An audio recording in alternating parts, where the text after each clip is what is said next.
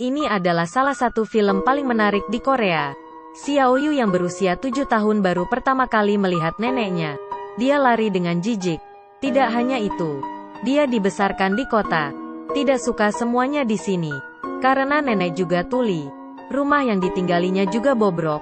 Ada banyak jaring laba-laba. Ada serangga yang merayap di lantai setiap saat. Tapi Xiaoyu harus tinggal di sana.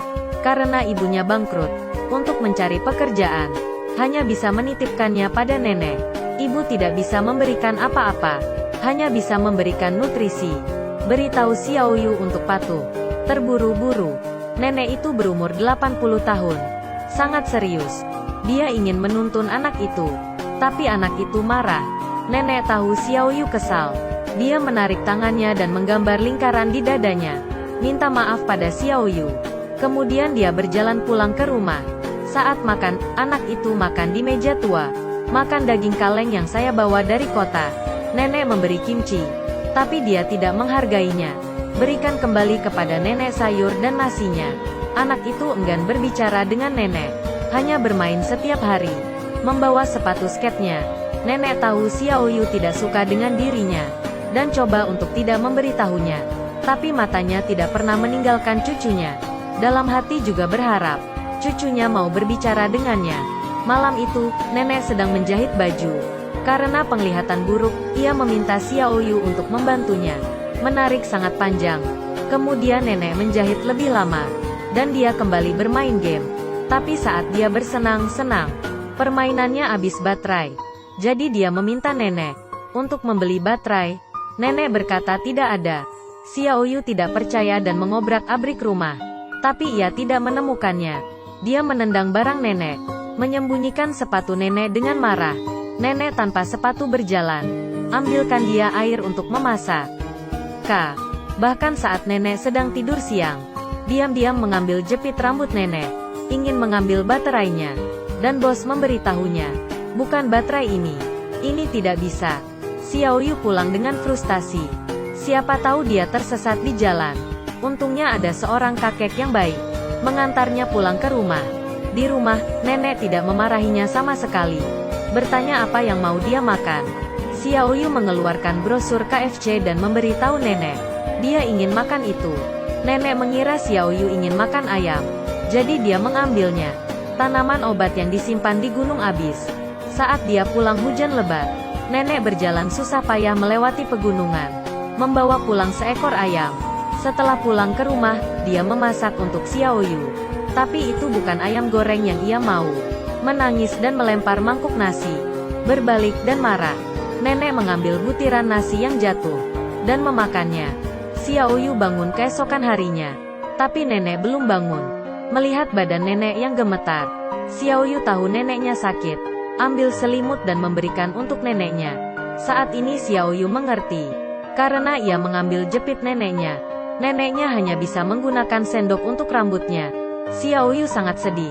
Diam-diam mengembalikan jepit rambut nenek. Dia bertumbuh besar.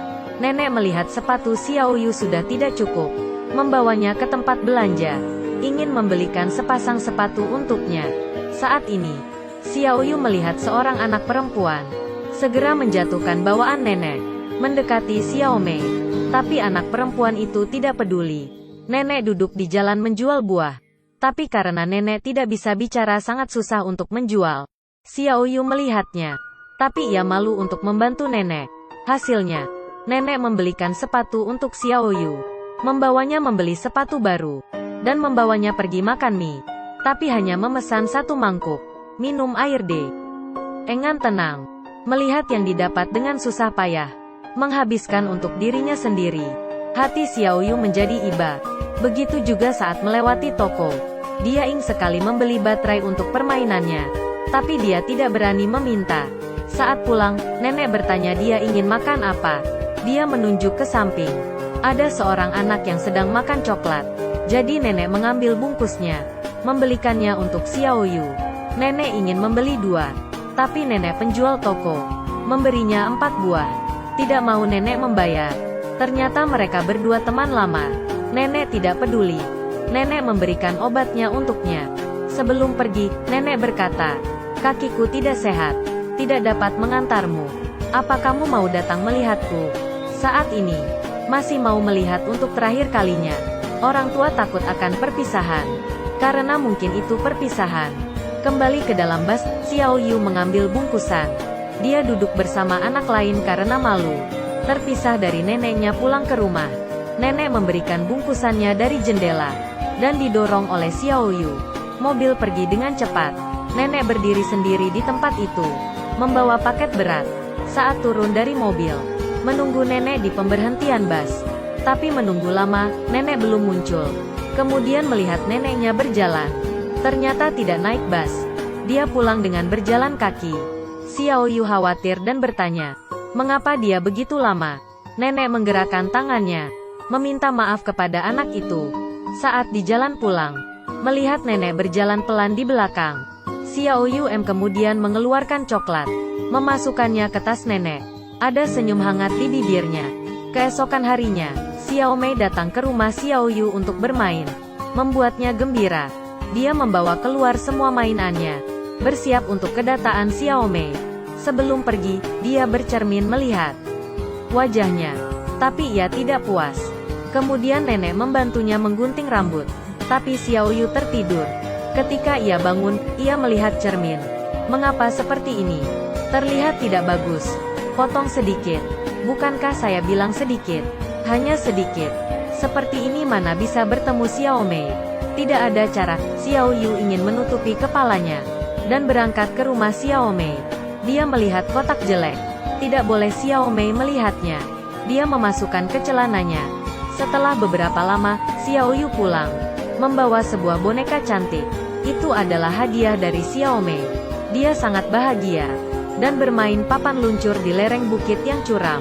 Namun sayangnya dia terjatuh dan gerobak rusak dan lututnya luka. Xiao Yu yang terluka membawa bonekanya. Jalan pulang yang sulit. Dan seseorang dari desa yang sama memberitahunya, sapi akan lewat. Tapi dia tidak percaya. Dia pikir anak itu berbohong.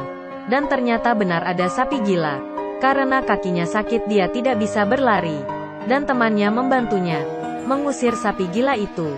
Ia meminta maaf pada temannya. Ternyata belum lama ini, dia juga menipunya. Tapi ia membalas dengan kebaikan. Ini membuat Xiao Yu sangat malu. Saat jalan pulang, Xiao Yu ingat di sakunya. Dan membuka kotak itu, ada permainannya dan beberapa uang. Untuk Xiao Yu membeli baterai. Melihat ini, air matanya berlinang. Dia merasa bersalah pada nenek. Saat berjalan ke lereng bukit, Xiao Yu melihat neneknya yang sedang mencarinya. Neneknya menghampirinya, menyeka air matanya, melihat lukanya. Sangat sakit. Kemudian nenek memberi surat kepada Xiao Yu. Ibunya ternyata sudah menemukan pekerjaan, akan menjemputnya pulang. Tapi Xiao Yu tidak senang. Apa yang nenek lakukan ketika dia tidak ada? Jadi Xiao Yu memutuskan untuk mengajari nenek menulis. Dia berharap nenek dapat menulis surat untuknya. Karena neneknya tidak sekolah. Jadi Xiao Yu berkata, jika nenek sakit, tulis sebuah surat untuknya. Jadi saya tahu. Dan bisa kembali dengan cepat. Mengertikah? Sebelum berangkat, Xiao Yu membantu nenek. Karena dengan seperti ini, nenek tidak perlu menghabiskan waktu mencarinya. Keesokan harinya, ibu membawa Xiao Yu pulang. Nenek tidak bisa melihatnya. Ingin tinggal tapi tidak bisa bicara. Xiao Yu tidak sanggup melihat nenek. Dirinya tidak tahan.